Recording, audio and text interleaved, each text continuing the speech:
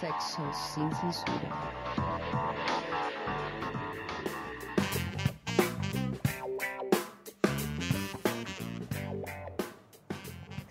Muy buenas noches a todos y todas, esto es Sexo sin Censura, el programa de sexualidad que hace Canal Capital y el Diván Rojo con el ánimo de generar reflexiones críticas en torno a la sexualidad y el erotismo.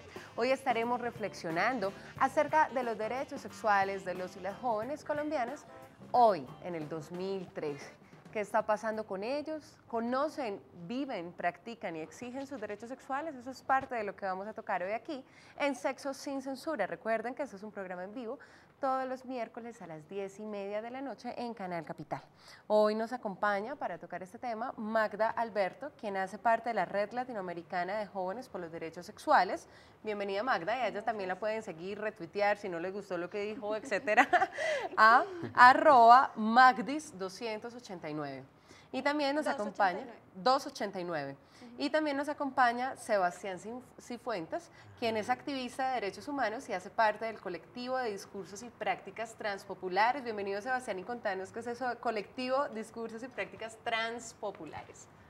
Bueno, pues es una iniciativa que nace específicamente de unos jóvenes y unas jóvenes que reflexionamos alrededor de los cuerpos, de los derechos sexuales, de los derechos reproductivos, pero del derecho a ser, a construirnos como queramos. ¿Y por qué transpopulares?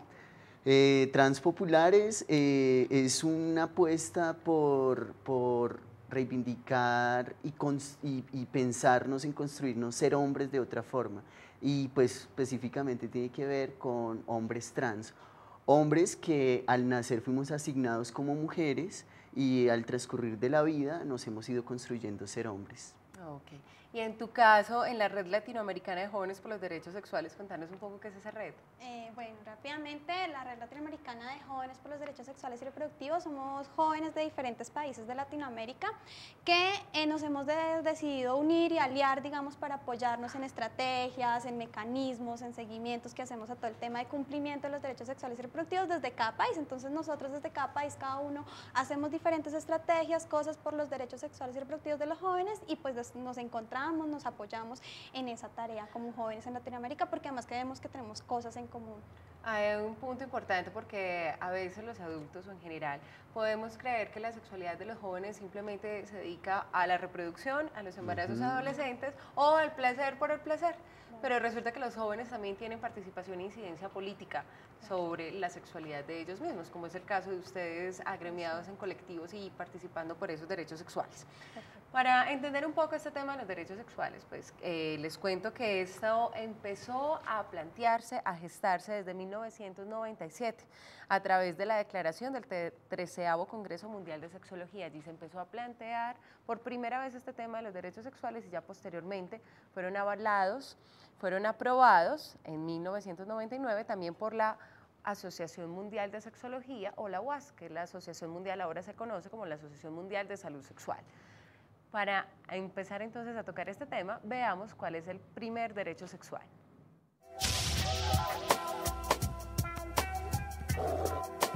Derecho a la libertad sexual. La libertad sexual abarca la posibilidad de la plena expresión del potencial sexual de los individuos.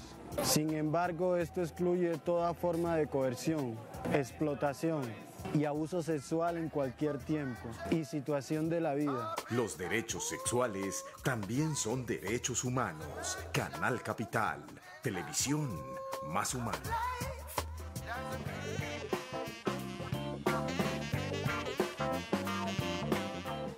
Bueno, estábamos justamente hablando sobre el derecho a la libertad sexual, se los vuelvo a plantear. Es la libertad sexual que abarca la posibilidad de la plena expresión del potencial sexual de los individuos. Sin embargo, esto excluye toda forma de coerción, explotación y abusos sexuales en cualquier tiempo y en situaciones de la vida.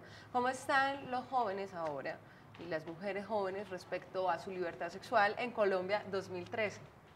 Bueno, yo creo que estamos como en dos vías. Una vía donde vemos mujeres jóvenes que hemos venido construyendo nuestros cuerpos, que hemos venido construyendo nuestra autonomía y diciendo que nosotras decidimos cuándo, con quién, cómo, dónde ejercemos nuestra sexualidad, de qué modos, cómo expresamos nuestros cuerpos, cómo nos vestimos, pero sin duda alguna también siguen habiendo mecanismos como los medios de comunicación que les siguen imponiendo a las mujeres jóvenes estereotipos, por ejemplo, sobre su cuerpo, y digamos eso a nosotras nos cuestiona mucho, ¿no? Porque vemos mujeres que tratamos de no ser estas mujeres que nos venden, que además no existimos, nosotras no somos 90, 60, 90 como son las que venden los medios de comunicación, sino somos mujeres altas, gorditas, bajitas, monas, o sea, somos de diferentes maneras, pero creo que estamos en esa vía, unas digamos tratando de construir y pues luchando contra todos esos estereotipos que venden la familia, todo esto. Y pues yo a eso le añadiría es que específicamente tiene que ver con la cultura.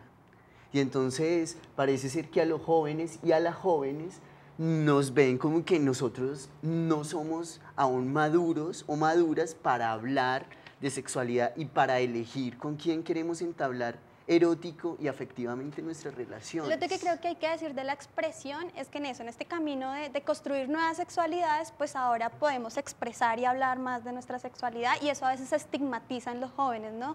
Cuando, digamos, hoy uno ve a los chicos fácilmente entablando relaciones, hablando más fácil de sexo, digamos, como no lo hacían los abuelos o nuestros padres, y eso se estigmatiza y se ve como, no sé, pornográfico o vulgar, pero digamos termina siendo un poco más cotidiano hoy para nosotros el tema. Pero ahí a propósito, y hablando también un poco dentro de esa mirada como adulta, podrían decir, no, es que esos muchachos ahora, ¿cuál libertad? Eso es puro libertinaje. Sí, uno además no debería decirle a los muchachos que sean libres sexualmente, sino que antes, por el contrario, hay que reprimirlos sexualmente para poder controlar la juventud. Digamos que ese es un discurso tradicional. ¿Cómo están los jóvenes frente a ese planteamiento de la libertad sexual o de la represión sexual? Yo creo que específicamente en el mundo se han venido dando una serie de luchas y resistencias, y no solo de los jóvenes, ¿cierto? Sino de grupos, de mujeres, que se están pensando revolución sexual, ¿cierto? Revolucionarnos sexualmente implica empezar a deconstruir lo que han hecho de nosotros y nosotras. Y en ese sentido es decir, ¿por qué se sigue pensando que la única forma en que nos podemos enamorar es que a un hombre le guste una mujer y que a una mujer le guste un hombre? Y ahí es donde recae, ¿sí? Recae en seguir prototipando y en seguir claro, diciéndonos hacia dónde y hacia quiénes tenemos pero que además enamorarnos. a los jóvenes no solo se nos estigmatiza en el tema de la sexualidad, sino se nos estigmatiza, criminaliza, violenta en muchos temas, ¿cierto? Y el tema de la sexualidad se vuelve mucho más difícil, digamos, en ese tema del libertinaje. Entonces, un poco a las mujeres jóvenes, y lo hablo, digamos, decidir sobre nuestros cuerpos, decidir que hoy quiero estar con un chico, pero mañana de pronto quiero estar con otro, digamos, se estigmatiza y se criminaliza, digamos, se ve muy mal y no se ve como parte de la autonomía, como parte de la decisión, sino todo el tiempo es juzgado. Pero entonces, ¿qué le podrías decir a los papás ya en el campo concreto? Porque también hay esas dos pedagogías sexuales, la pedagogía de la represión y una pedagogía más libertaria. Y a veces esa palabra libertad genera muchísimo temor, ¿cierto? Cuando se desconoce y en general cuando no se vive. Entonces, ¿qué le podríamos decir a esos padres y madres que nos están viendo? Seguir educando desde la represión sexual para tener a los jóvenes controlados y no se desboquen como según ellos está pasando ahora, o educarlos en la libertad, porque también creerían estos señores y señoras, pero ¿cómo les vamos a hablar de libertad a estos muchachos? Y miren ahora cómo están. Sí, entonces, qué más libertad, claro, qué más libertad. Pero lo que hay que decir es que por más que nos repriman y todos pensemos en todas las represiones que hemos vivido de nuestros papás, no solo para el tema de la sexualidad, sino para tomarnos un trago o para fumar, pues el papá está ahí controlando un tiempo y hay propagandas muchísimas que muestran eso. Como por más que el papá esté controlando ahí, siempre hay puntos de fuga para los jóvenes. Entonces, ahí es donde hay que pensar que hay que formarlos en el tema de la autonomía, porque los papás no siempre van a estar ahí. Y lo otro que quería decir es, los papás, digamos, en ese diálogo intergeneracional lo que tenemos que hacer es que no es que hay un tipo de sexualidad que esté mal y otro que esté bien, ¿sí? O sea, si yo quiero estar con 3 chicos bajo el acuerdo, bajo la autonomía, bajo el respeto, pues está bien, pero también puede haber un momento que quiero estar solo con un chico, o puede estar un momento que quiero estar con una chica y otro momento que quiero estar con un chico. O sea, digamos, no hay formas únicas de la sexualidad y creo que los papás lo que tenemos que entender en este diálogo intergeneracional, eso es lo que tenemos que entender, que todas las formas de sexualidad bajo el tema del respeto, el acuerdo, el diálogo, el afecto, pues están bien, digamos, desde que estén en ese marco. Sí, pero cuando uno vive con los papás y a uno lo sostienen económicamente. No, yo creo que eso parte de la libertad. Claro, yo creo que eso parte desde una mirada del amor. O sea, porque en un país donde hemos aprendido y nos hemos construido, y es más, somos producto de la guerra, donde nos han dicho cómo es que tenemos que ser, construirnos. Sí, yo creo que lo único que puede hacerlo es el amor. El amor, o sea, ¿cuál es el primer lugar donde uno se construye si no es la familia? ¿Cierto? Porque ese es otro debate. Los derechos sexuales y reproductivos de los jóvenes también hacen parte de la familia. Y entonces hay un modelo de familia, pero resulta de que eso tiene algo que viene empezándose incluso las Naciones Unidas y tiene que ver con el enfoque diferencial de los derechos humanos. Entonces no es lo mismo que haya una niña que viva en el sur de la ciudad, en Ciudad Bolívar, y que venga de una familia disfuncional, donde lo único que ha recibido es violencia y ha sido violentada, pues obviamente que ahí hay otro proceso, ¿sí?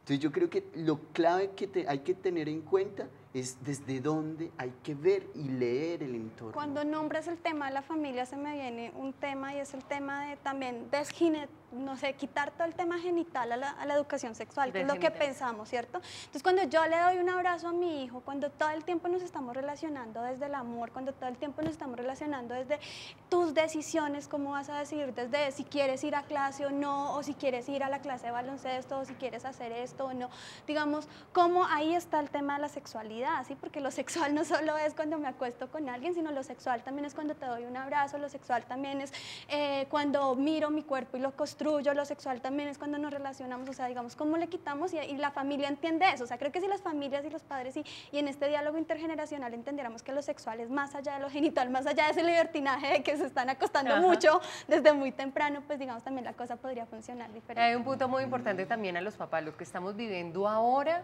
no es producto de la libertad sexual. Por el contrario, son consecuencias de la represión sexual, del oscurantismo, de la negación, de la invisibilización. Así que la represión sexual nos está conduciendo a los problemas actuales en sexualidad que tenemos. Por el contrario, la formación en la libertad siempre implica una formación de la ética. Eso es lo que hemos venido planteando desde el tema de la revolución erótica. Gustavo, cuéntanos cómo van nuestras redes sociales. Pues muy bien, un saludo a todos nuestros teleconscientes. A propósito de lo que dicen nuestros invitados, nosotros también hacemos parte de la revolución erótica. Es una invitación para que los jóvenes, los papás, los adultos, los profesores estén muy pendientes de este programa que hace una invitación ética, pedagógica y crítica sobre los temas de la sexualidad. Son muchísimos los mensajes y agradecemos a todos nuestros teleconscientes que están muy pendientes en nuestras redes sociales, que se las recordamos: en Facebook, Sexo Sin Censura, en Twitter, @SexoSinCensura2, y en los correos electrónicos en Gmail, Sexo Sin Censura. A propósito de lo que se está hablando hoy, es el tema de lo que será el Congreso este año de la Asociación Mundial de Salud, y el lema será de salud sexual. Para lograr la salud sexual, imagen de sí mismo, ser dueño de sus derechos sexuales. El objetivo es constituir un recordatorio sobre la importancia fundamental de que los derechos sexuales tienen el fin de alcanzar la salud sexual. ¿Esto cuándo será? El próximo 21 y 24 de septiembre de 2013 en Porto Alegre, y también allí conmemorarán el 4 de septiembre, que es el día en el que se celebra el Día Mundial de la Salud Sexual. Recuérdanos la página web. Claro que sí, la estaremos enviando por nuestras redes sociales, www.worldsexology.org. En Facebook y en Twitter van a tener toda la información. Que justamente es la organización que, como les contaba al principio, fue de donde se originó el tema de los derechos sexuales, y esa es la Asociación Mundial de Salud Sexual. Ahora vamos a conocer otro de los derechos sexuales.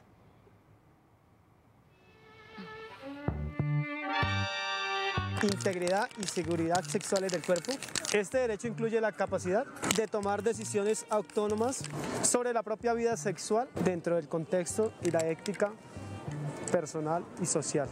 La capacidad de control y disfrute de nuestros cuerpos libres de tortura, mutilación y violencia de cualquier tipo. Los derechos sexuales también son derechos humanos. Canal Capital, televisión más humana.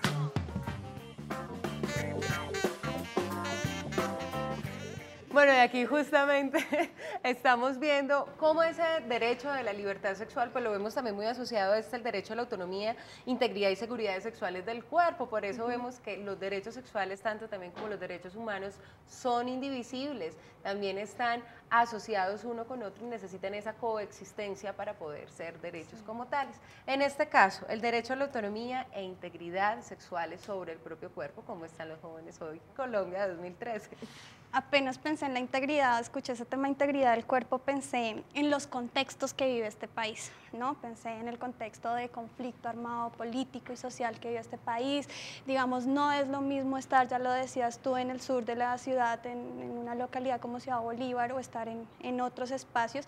Y lo que pienso es que la integridad de nuestros cuerpos, según nuestras condiciones económicas, sociales, se ve vulnerado de diferentes maneras. Y pienso como en un caso como es el embarazo en niñas menores de 14 años. Sabemos que en Colombia uno de los problemas que tenemos son las cifras de altos, digamos, índices de embarazo adolescente, y que muchas de estas niñas son entre 11, 10 años y 14 años. Y la ley nos dice que si eres menor de 14 años, cualquier, digamos, situación sexual es abuso sexual, y cuando hay abuso sexual podrías interrumpir el embarazo, ¿sí? Y por ejemplo, acá los cuerpos de las mujeres jóvenes en estas edades se ven súper vulnerados, primero porque no les dan el acceso a una interrupción del embarazo, tienen que llevar a término su embarazo, pero además llevarlo a término lo terminan llevando en unas condiciones muy difíciles porque no tenemos accesos a salud como mujeres jóvenes. Y yo ahí creo que el tema de autonomía para mí, o sea, yo digo, autonomía hace parte como de un proceso personal, pero yo cómo voy a ser autónomo en un país o en un mundo donde realmente quien mueve el capital, ¿sí? Son cuerpos que se compran, cuerpos que se venden, hasta para un comercial de televisión uno ve unos cuerpos estándares, ¿sí? Sí. Entonces, ¿y eso qué hace? Eso es lo que genera en la cultura, es la creación de unos imaginarios.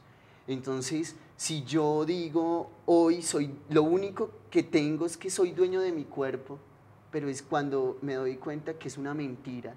¿Y a qué voy con eso? Existen unas políticas sociales pensadas para los adolescentes y los jóvenes.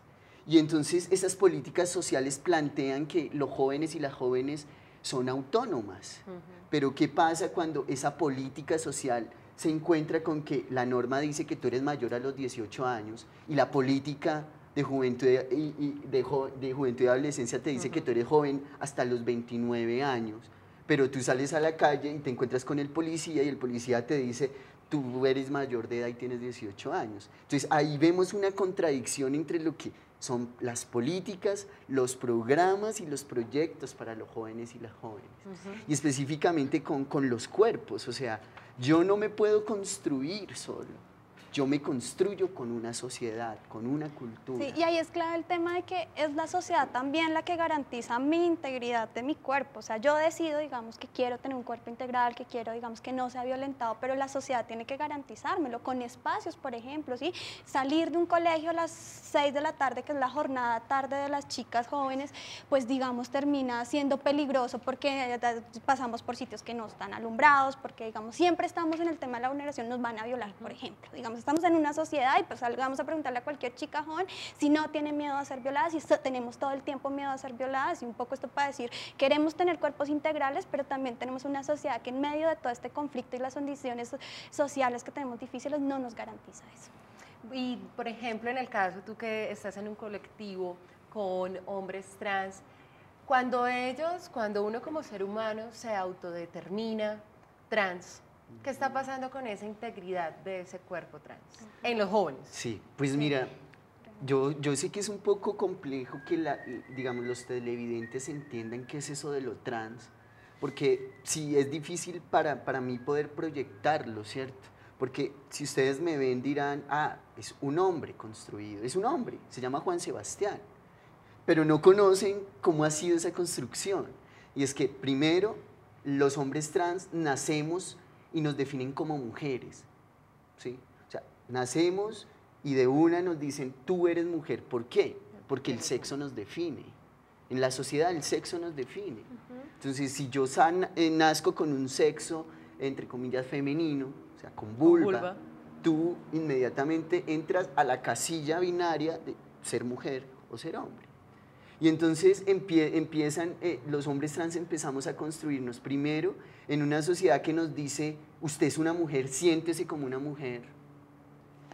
Y entonces cuando tú llegas a la adolescencia, como tú eres niño y entonces tampoco puedes elegir, ¿cierto? Como tú eres niño, entonces no sientes, no vives tu sexualidad, no exploras tu cuerpo, no sabes lo que quieres, empiezas a encontrar unas barreras. Y la primer barrera que nosotros encontramos, los hombres trans, es frente al tema de que el Estado no reconoce nuestras identidades. El Estado nos dice que para que nosotros podamos ser reconocidos como hombres, tenemos que patologizarnos, tenemos que declararnos enfermos mentales para poder a que el POS o el régimen subsidiado asuman nuestros procesos quirúrgicos, nuestros procesos de construcciones identitarias. Entonces, la primera es que tú tienes que declararte enfermo mental en este país para que seas reconocido por un Estado que además está ausente. Porque las barreras que encontramos es, primero, frente al tema de los documentos de la cédula, no nos dan trabajo, no podemos estar en un espacio educativo porque hay discriminación. Ok, aquí más adelantico porque ya vamos a unos comerciales. Después de estos comerciales vamos a seguir con esa temática de los cuerpos trans, específicamente sobre este derecho a la autonomía y de qué manera incluso el mismo Estado está atropellando nuestros propios derechos sexuales. Por eso es importante que nosotros como teleconscientes, que nosotros como ciudadanos, estemos bastante empoderados de nuestros derechos para poder exigirlos, porque además recuerden que los derechos sexuales son derechos humanos. No se despeguen porque ya seguimos aquí con más sexo sin censura.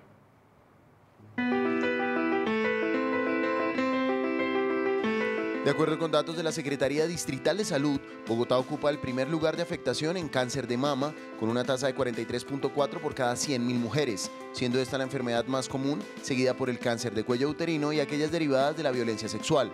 Debido a esto, la Administración Distrital se ha concentrado en el desarrollo de programas de salud que promueven la realización de mamografías cada 2 años, así como la práctica del autoexamen. Accede a estos programas en los hospitales y centros de salud de la red hospitalaria distrital o en la página www.bogotá.gov.co/tag/Secretaría de la Mujer. Recuerde, la salud sexual es un derecho de todos y todas.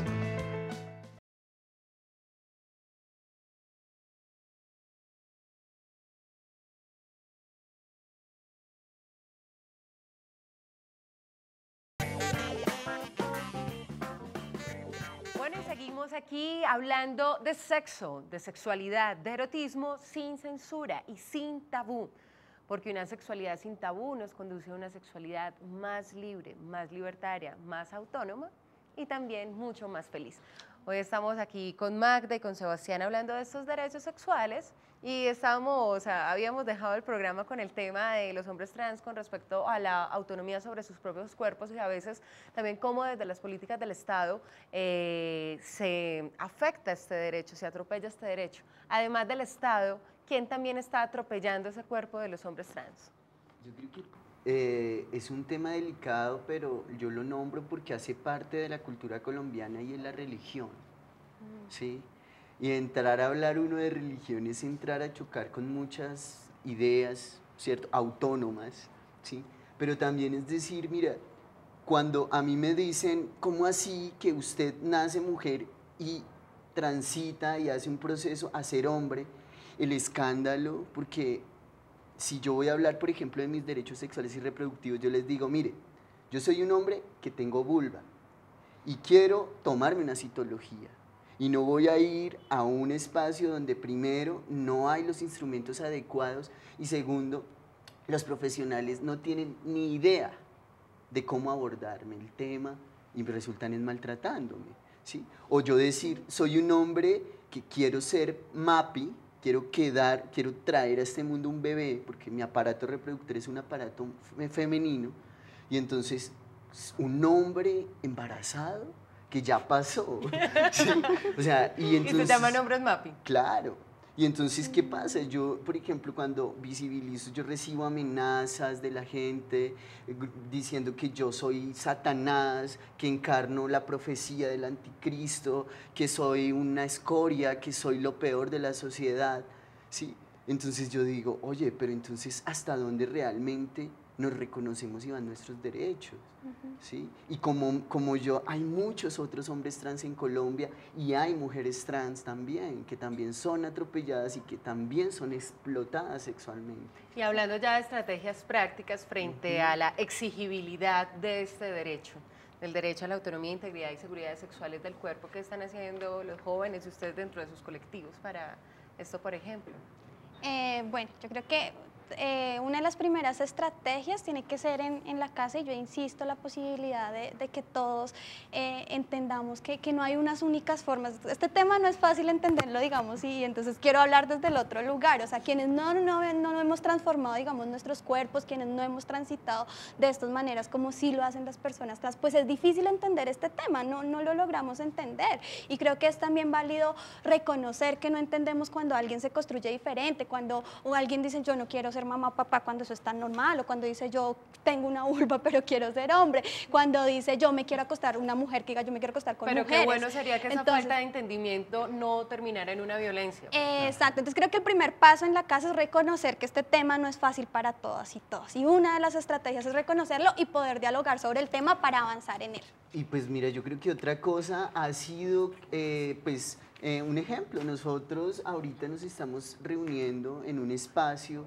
que se llama la Alianza Cairo más 20, que es un espacio donde es un espacio de jóvenes, de hombres y mujeres jóvenes y personas trans, que nos hemos reunido a pensarnos una agenda post-15, una agenda hacia el 2015, una agenda de juventudes donde se priorizan dos temas, y es el tema de la violencia y paz, y el tema de los derechos sexuales y reproductivos. Entonces no es lo mismo yo en Bogotá vivirlo así, que vivirlo en una zona como lo es, no sé, Cali, en donde está Buenaventura, donde las mujeres y los jóvenes allá viven otras realidades y otros conflictos. Entonces, para partir de reconocer y defender los derechos humanos es necesario conocer las realidades que viven los jóvenes y las jóvenes, conocerlas y reconocerlas. Ok, ahora vamos a ver otro de los derechos sexuales para analizar hoy. Veamos. El derecho a la equidad sexual. Este derecho se refiere a la oposición a todas las formas de discriminación, independientemente del sexo, género, orientación sexual, edad, raza, clase social, religión o limitación física o emocional. Los derechos sexuales también son derechos humanos. Canal Capital, televisión más humana.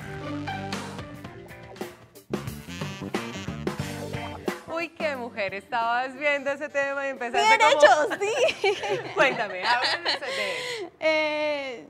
Digamos, este es un tema no solo de las mujeres jóvenes, sino que históricamente sabemos que las mujeres estamos en otro lugar sobre el tema de la sexualidad.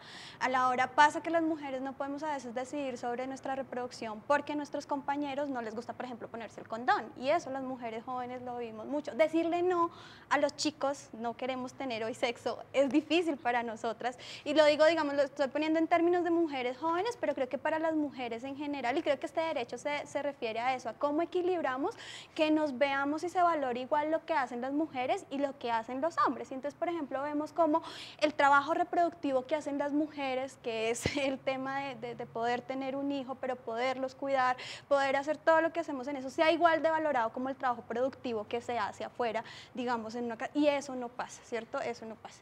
Yo sí creo, insisto, como dice nuestra compañera, yo creo que vivimos todavía en una sociedad machista. Sí. ¿Sí? Donde hay una inequidad frente al tema de los sexos, de los géneros. Algo que me llamaba la atención del clip y era ¿qué es género? ¿Sí? Entonces, el género hace parte de cómo yo me construyo, ser hombre o ser mujer. ¿Sí? O sea, el género es eso, cómo me defino, cómo me gusta que me llamen.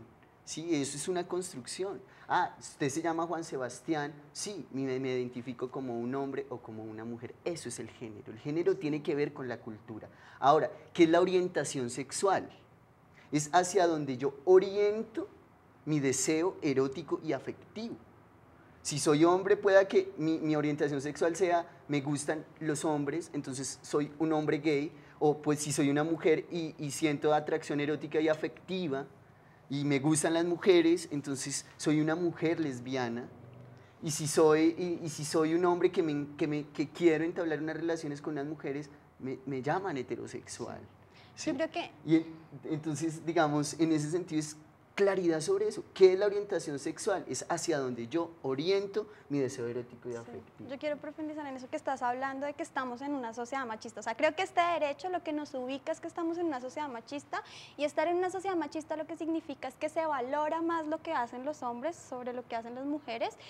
Y entonces allí hay unos roles y unas cosas estereotipadas, como con el tema de los hombres gays, pues digamos eso está muy mal visto, las mujeres lesbianas están muy mal vistas porque no se reproducen, digamos el problema de las mujeres lesbianas es que las ven muy mal porque no, digamos, no se reproducen.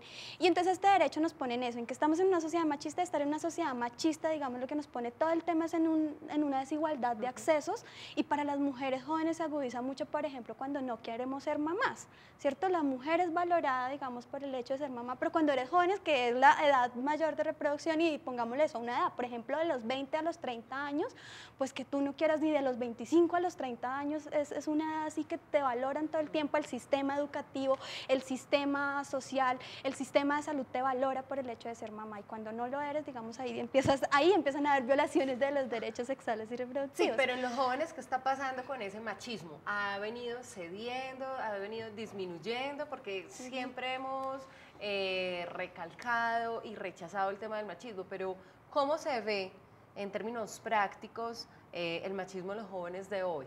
Sí. Yo creo que, y es importante lo que salía en el videoclip, decían raza, género y clase, y es pensarnos que, y a eso voy con lo que yo planteaba de las realidades, y es, hombre, si yo nazco en la pobreza, ¿sí?, donde nazco en unas familias disfuncionales, donde nazco en un entorno donde todo el tiempo soy violentado, ¿sí?, pues voy a reproducir violencia, ¿sí? Y ser hombre en esta sociedad da unos privilegios, desde el mismo momento en que tú transitas la calle, ¿sí?, desde cuando te sientas en una silla que ocupas más puesto que las mujeres, ¿sí? Entonces, sí, en los jóvenes yo sigo viendo muchas masculinidades hegemónicas, muchas masculinidades que apuntan a seguir siendo el macho más macho, y vemos que la cultura ayuda.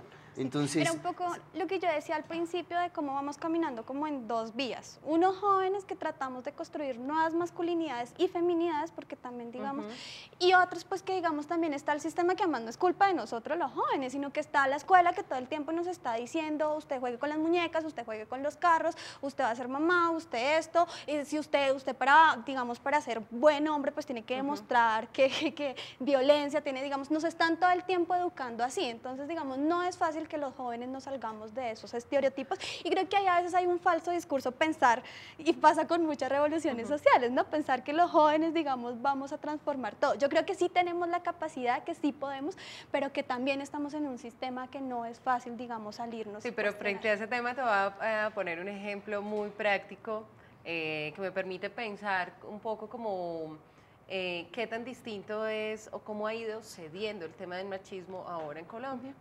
Cuando uno sale, por ejemplo, con un hombre joven, normalmente todas las cuentas son 50-50. Tú pagas, yo pago. Cuando uno sale con un hombre adulto, más adulto, ellos son los que pagan completamente, ¿cierto? Totalmente, sí, eso nos pasa más a las chicas. Ok, y en las personas jóvenes. Digamos, yo a veces pienso, dicen que se han hecho muchos avances sobre los derechos de las mujeres y muestran estadísticas, y en la realidad es una mentira. En la realidad vemos que hay muchas mujeres que están condenadas a pasar su vida criando hijos y relegadas a la labor de criar hijos, que es una labor, ¿sí?, que es un trabajo también. Sí. Pero entonces, en lo práctico yo digo, a mí me dicen mis amigos, Sebas, es que usted uno lo ve y es como gay. Y yo digo, no, pues, o sea, ¿qué es este revuelto de cosas? O sea, yo digo, y hay algo que quiero citar, y es, hay unos cuerpos disciplinados. Hay unos cuerpos dóciles, disciplinados, que desde pequeñito el papá coge al niño y empieza a pegarle, porque esa es la única forma de relacionarse que tienen los hombres, la cercanía de los cuerpos, la sexualidad. Entonces, el amigo que lo Les coge a cuesta dar un uno, a mí abrazo. me cogen, ¿qué hubo, Sebas? En la universidad, ¿qué hubo, Sebas? De una vez un puño, un calvazo, me cogen la cola, y yo, espero un momento. Pero eso hace Sí, parte de las así la relaciones de la relacionan. cultura. Entonces, el papá coge a la niña y la abraza, mi niña, pero coge al niño y lo bota para arriba, le pega una patada, y entonces y se cree que esa es la forma de educar y de criar a nuestros niños y niñas. Entonces, ahí son ejercicios prácticos. Y claro, y vemos jóvenes que además de eso son reprimidos en sus cuerpos, entonces no es solo ser trans o joven, es si tú te tatúas, ya estás rompiendo con la norma.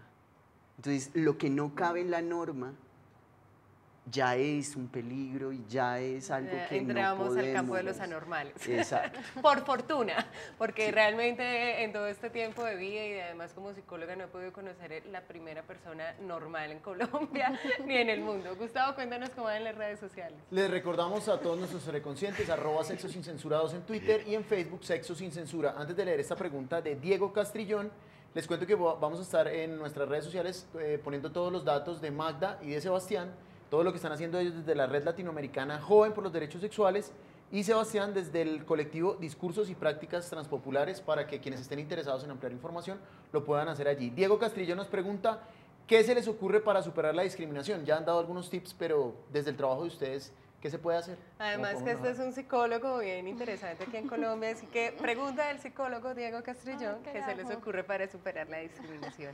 A propósito de este tema de la equidad Empecemos por sexual. donde terminamos, que era el tema de la normalidad, ¿sí? Yo creo que estamos en una sociedad que ve todo blanco, negro, bueno, malo, y creo que una de las maneras de eliminarla es eso, en todos los contextos, en la escuela, en la familia, en la sociedad, pues no podemos, digamos, estar mirando qué es lo bueno, qué es lo malo, sino entender que todos nos construimos de maneras diferentes, y además a propósito de todo este tema de la paz y eso, pues pensarnos un país en paz es eso, es pensarnos que podemos vivir muchas personas de muchas maneras, desde el respeto, desde la autonomía, pero digamos que todos tenemos derecho a construirnos como queramos. Está también la ley de antidiscriminación, no sé, Seba, si tú quieras contarnos un poco Pues más, sí. ya como un mecanismo, este es un mecanismo más educativo, pero también hay mecanismos legales en el país que nos permiten avanzar en eso. Sí, es una ley, la 1482. Es una ley que habla de que todo acto de discriminación es un acto digamos, que debe ser, ¿cómo se llamaría? Judicializado, que debe ser sancionado. Y todo acto de discriminación tiene que ver con que en Colombia sigue habiendo racismo. Uno sigue viendo, hace el sábado pasado, en una discoteca muy famosa de Colombia, que se llama Teatrón, discriminaron a una defensora de derechos humanos trans negra que venía a querer participar de este espacio, un espacio donde uno dice, está la rumba gay de Latinoamérica más grande, y ¿sí? Pero cuando ella iba entrando a la fila, fue sacada con otras personas. ¿Por qué no venía arreglada bien o...? Porque era negra y porque era trans. Entonces, el tema de la discriminación es parte también de lo que yo digo, o sea, acá hay racismo, si tú eres indígena te discriminan, si tú eres mujer también, si tú no estás vestido con ropa de marca para estar, o sea, hay discriminación. Y se empieza a agudizar, ¿no? Entonces eso, empezamos a sumar si eres mujer y si eres mujer joven, pero si eres mujer joven y pobre, pero si eres mujer joven, pobre y vives en un contexto, trans y negra, y trans y negra, y vives en un contexto negra, de conflicto, bueno, no sé, o sea, digamos, empiezan a agudizar las discriminaciones. Y es desde lo mínimo, ¿sí? Nosotros vemos niños y niñas que van a ser jóvenes y van a ser futuros adultos, adultos mayores, que para ellos sigue pensando que el ser negro es ser anormal. No es como, tú eres negro. O sea, entonces es muy fuerte y eso no se viene abordando ni en espacios educativos, ni en la familia, ni en ningún Y en el espacio. tema sexual específicamente, ¿cómo aplica esa ley de antidiscriminación? Esa ley antidiscriminación aplica en que tú, o sea, hablamos de derechos sexuales y reproductivos, derechos humanos. La discriminación atenta contra la integridad del ser, ¿sí? O sea, Si no dejaron entrar a Tania Duarte a Teatrón, no la están dejando entrar porque lleva una peluca, sino porque es Tania. O sea, porque es. ¿Sí? Entonces, es práctico. Pero, te discriminan por ser. Eso. ¿Por Digamos, qué en la eres? vida práctica es que, pues digamos eso, ¿no?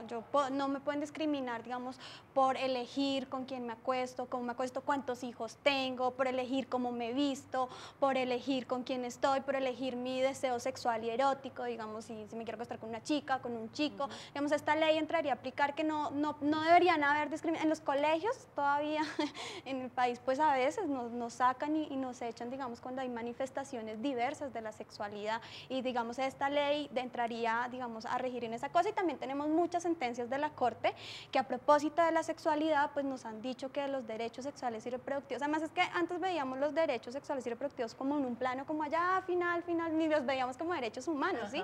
Ahora los vemos como derechos humanos y sabemos que la vida de una persona puede estar en peligro si no, digamos, si no avanzamos en la reivindicación, respeto, valoración y acceso real de los derechos. Y eso implica también una resignificación que ha tenido la sexualidad en estos últimos tiempos, y es entenderla como un componente importante que hace parte del bienestar humano. Entonces, al integrarse la sexualidad a lo humano, es como también se reivindica los derechos sexuales como parte de los derechos humanos. Ahora veamos otro de nuestros derechos sexuales. El derecho al placer sexual. El placer sexual, incluyendo el autoerotismo, es fuente de bienestar físico, psicológico, intelectual y espiritual. Los derechos sexuales también son derechos humanos. Canal Capital, televisión más humana. A diferencia de la equidad, que yo siento que como jóvenes no hemos avanzado mucho, o sea, yo sí siento todavía muy fuerte el tema de inequidades entre hombres y mujeres jóvenes. Yo creo que en este hemos avanzado un poco más porque yo sí creo que hemos explorado más nuestros cuerpos, ¿sí? Hoy tenemos la posibilidad más desde las redes, desde lo que compartimos con nuestros amigos, desde medios de comunicación. Creo que entendemos hoy que el erotismo y el placer no solo está en los penes y las vaginas, sino en abrazar, en hacer otras cosas, y yo creo que como jóvenes sí hemos avanzado, digamos, hemos hecho otras construcciones alrededor del cuerpo. Pero también los adultos podrían decir, claro, lo que pasa es que la sexualidad de los jóvenes es simplemente el placer por el placer. Es una sexualidad completamente deportiva. Ellos están haciendo ahí casi que un acto. Solo el gustico, terrible, esos jóvenes de hoy en día. Claro. Y yo creo que el placer parte de uno mismo, ¿sí? En mi caso particular, a mí el Estado me ha negado la posibilidad a sentir placer. Porque primero a mí me dicen, los médicos no saben qué hacer, no tenemos médicos formados, y es un llamado a la academia, necesitamos cirujanos plásticos reconstructores de sexo en Colombia, estamos reatrasados. Necesitamos también desde la academia que se escriba, que se teorice, que se lleve a otros escenarios este tema, pero también que se aterrice a la cotidianidad, a los barrios, a la gente, a los colegios, ¿cierto? ¿Y a qué voy? O sea, el derecho al placer es, primero, hay un reconocimiento de mi cuerpo. Yo no odio mi cuerpo, ni nací en un cuerpo equivocado.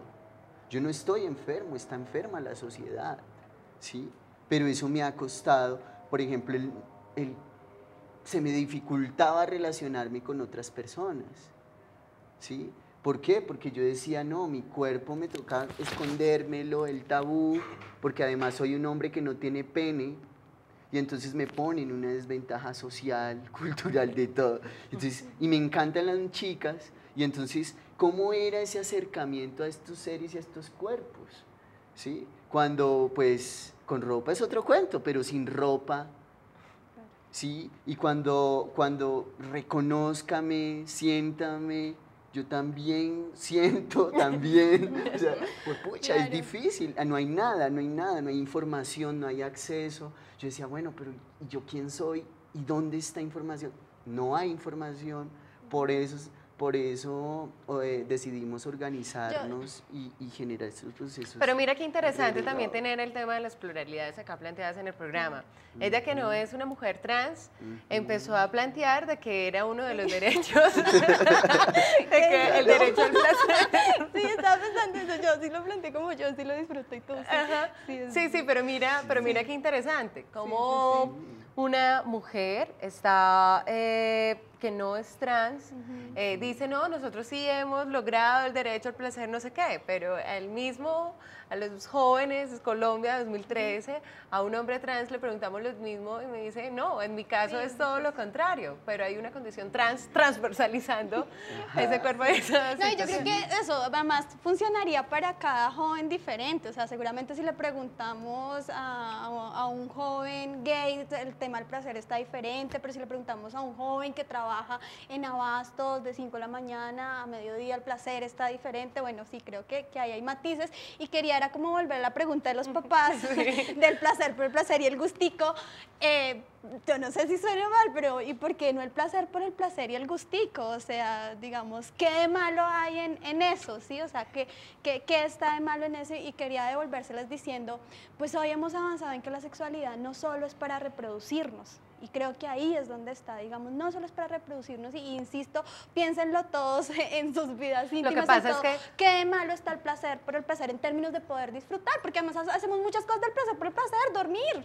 Díganme que no es un placer del placer cuando un domingo en la tarde se acuesta a dormir y pasarla rico y disfrutar lo que significa dormir. Sí, lo que pasa es que tenemos la asociación de placer a una situación negativa, lo estamos asociando a adjetivos totalmente negativos, como la libertad. Nunca hemos entendido el placer como una forma de empoderamiento libre y autónomo sobre nuestros cuerpos. Entonces, qué bueno sería empezar a hacer una resignificación del placer, porque el placer no necesariamente está relacionado, es sinónimo directo o conlleva directamente a un ejercicio irresponsable de la sexualidad. Por fortuna, hay muchas funciones de la sexualidad, no solamente la reproductiva, sino también la placentera. Recordemos entonces que los derechos sexuales hacen parte de los derechos humanos, y vamos a ver, antes de unos mensajes institucionales, el show del medio de esta semana. Veamos. Bienvenidos a este su show del medio. Calentaremos los televisores y dispararemos ese rating. En este programa no apoyamos ningún tipo de violencia. Ningún tipo de violencia. Ningún tipo de violencia. Ningún tipo de... Ya, la única avalada es precisamente por los presentadores de la TV. Esta no es violencia, esto es puro cariño. Y es la famosísima vueltica, porque nosotros hoy vamos a hablar de esas imágenes, fotografías, mensajes que degradan a la mujer y que están siendo publicadas por algunos de los seguidores de las redes sociales, en ese Facebook, en ese Twitter, en todas esas posibilidades que nos dan de comunicar, en donde salen imágenes grotescas, donde afectan a la mujer. El colectivo Women Action de Media se ha dado a la tarea por denunciar este tipo de actividades, y aquí en Colombia todas estas fotografías y todo esto que va en contra de la mujer está siendo avalado por la página en Facebook Feminismo Artesanal. Pero ¿cómo así? ¿Acaso la senadora Liliana Rendón no decía que nosotras éramos muy cansonas y fastidiosas y le sacábamos el mal genio al macho que teníamos al lado, y pues era culpa de nosotras? Ahí sí que... Venga, más bien de una vueltita, mami.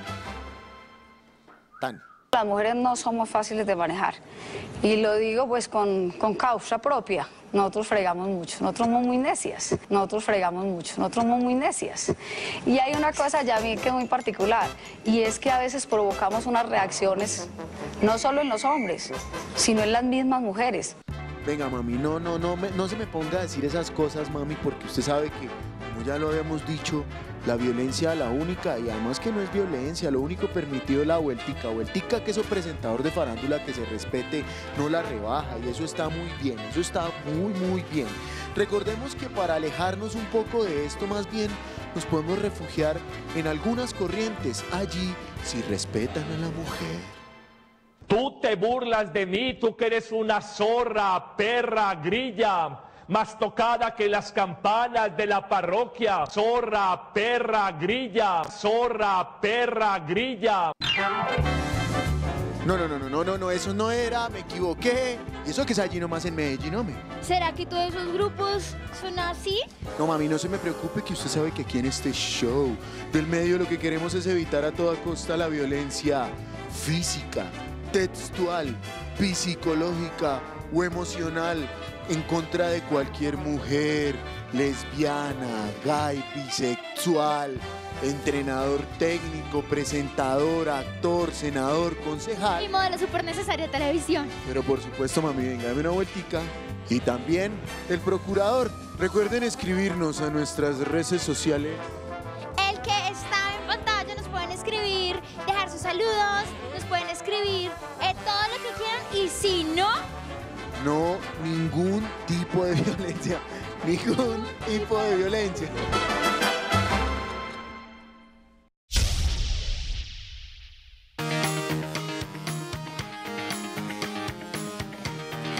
La Secretaría de Salud de Bogotá busca brindar asesoría a las mujeres que han sido víctimas de violencia, teniendo en cuenta que entre 2010 y 2012 el Instituto Nacional de Medicina Legal y Ciencias Forenses practicó 12.309 dictámenes sexológicos, de los cuales el 81% fueron practicados a niñas, adolescentes, jóvenes y mujeres en edad adulta.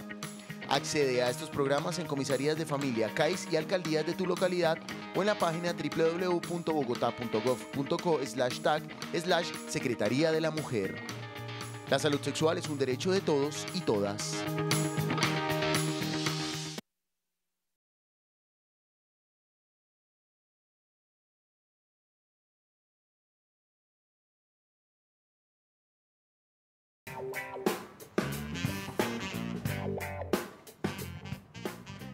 Bueno, y aquí seguimos hablando de un tema bien interesante que es el sexo, porque el sexo también se habla y se debería hablar sin censura. Estamos hablando sobre este tema de los derechos sexuales de los jóvenes en Colombia hoy en el 2013. Se nos está acabando el programa, por eso apenas hemos abordado solamente 4 y también aclarando de manera muy somera porque esto es televisión. Pero esperamos realizar una segunda parte de este programa, así que estén muy pendientes porque va a haber la segunda parte de los derechos sexuales de los jóvenes hoy. Pero para concluir, ustedes qué pudieran reflexionar o qué pregunta quisieran plantearles a las personas sobre este tema de los derechos sexuales. Yo quiero plantear 2 cosas. La primera es que tenemos como un falso imaginario sobre que hablar sobre sexualidad lo que va a hacer es impulsar a los jóvenes, además, digamos, a tener prácticas de riesgo, a empezar su vida sexual más temprano. Y creo que ese es el miedo de los papás, de los profesores, de hablar de sexualidad. Yo voy a retuitear ahorita un estudio muy interesante de muchos procesos de educación sexual que se hacen en el mundo, digamos, y lo digo procesos que son muy buenos y que lo que demuestran es que hablar de sexualidad de manera correcta, de manera informada, pues lo que hace es se quiere retardar los procesos en la medida que tú lo que invitas a la gente es a pensarse su sexualidad. Y la segunda invitación es, nosotros nunca nos queremos pensar la sexualidad del otro, que todo el tiempo estamos negando la sexualidad. Entonces nosotros los jóvenes negamos la sexualidad de los papás, no queremos pensar en la sexualidad de los papás no quieren pensar en la sexualidad de los jóvenes, el estudiante no quiere pensar en la sexualidad, o sea, pensémonos en la sexualidad del otro pensando, o sea, hay que partir de pensarse en mi sexualidad para reconocerla del otro. Creo que es la invitación para pensarse este tema de los derechos sexuales y reproductivos, que no sea un tema como tan aislado, sino que es un tema de nuestros cuerpos, de la vida cotidiana, de lo que hacemos con nuestras familias, con nuestros profesores que están ahí. Bueno, yo sí quiero decir y hacer una invitación a Colombia y a nuestras televidentes y televidentes, jóvenes, adolescentes, mayores, adultos. Mayores de 18, porque este programa es mayor de 18. Y es decirles... No deberían ser, ¿ves? Y es decirles como, es tiempo de paz y es tiempo de una Colombia libre de discriminación. Y es tiempo en que comprendamos que los derechos se viven, los derechos no están en un papel, ¿sí? Los derechos se encarnan, se viven, se disfrutan, todos los derechos humanos. Entonces, si yo hablo de derechos es porque los vivo. Y la invitación también a los padres y a las madres es reconozcámonos, reconozcan los derechos, vívanlos y desen la oportunidad de abrirse pues, a la posibilidad de todos estos cambios que vienen. Y un punto bien interesante es que recordemos, los derechos están en el papel, pero los derechos son una conquista diaria y permanente. Así que además de conocerlos, de estar informados sobre ellos. Por favor, vivámoslos y exijámoslos. Quedamos sin censura porque esto es Canal Capital, televisión más humana. Nos vemos el próximo miércoles. Ay, muchachos.